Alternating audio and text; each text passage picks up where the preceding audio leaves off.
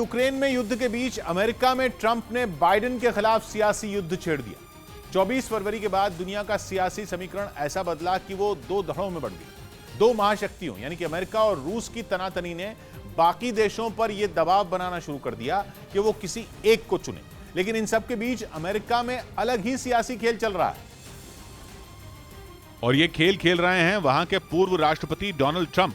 Biden के हाथों राष्ट्रपति चुनाव हारे ट्रंप को जैसे ही मौका मिला, उन्होंने यूक्रेन जंग पर बाइडेन पर बरसना शुरू कर दिया। 24 फरवरी के बाद उन्होंने कभी किसी रैली से तो कभी किसी इंटरव्यू में बाइडेन से सवाल पूछा कि उन्होंने पुतिन को रोकने के लिए पूरी ताकत क्यों नहीं लगाई।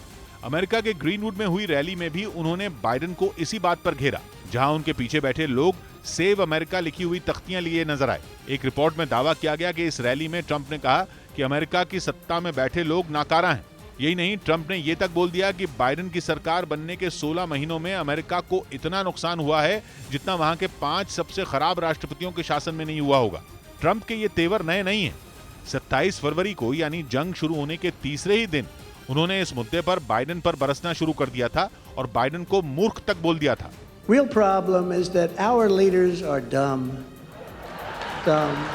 ट्रंप बार बार ये जता रहे हैं कि अगर अमेरिका में उनकी सरकार होती तो पुतिन यूक्रेन पर हमला नहीं करते, क्योंकि अपने एक इंटरव्यू में उन्होंने कहा था कि अगर वो पुतिन से बात करते तो वो समझ जाते। वो तो ये तक कह रहे हैं कि अब पुतिन रुकने वाले नहीं हैं और वो और तबाही मचाएंगे, क्योंकि उन पर अमेरिका की बातों का कोई असर नहीं पड़ता। ट्रंप का कहना है कि पुतिन अमेरिका की सरकार की जरा भी इज्जत नहीं करते। जो रिपोर्ट आई उसमें लिखा गया कि ट्रंप ने आशंका जताई कि यूक्रेन की जंग विश्व युद्ध में बदल सकती है, जिसके लिए जिम्मेदार होंगे बाइडेन, क्योंकि वो पुतिन को नहीं रोक पाए, जिसका नतीजा ये हुआ कि रूस के तेवर खतरनाक हो गए।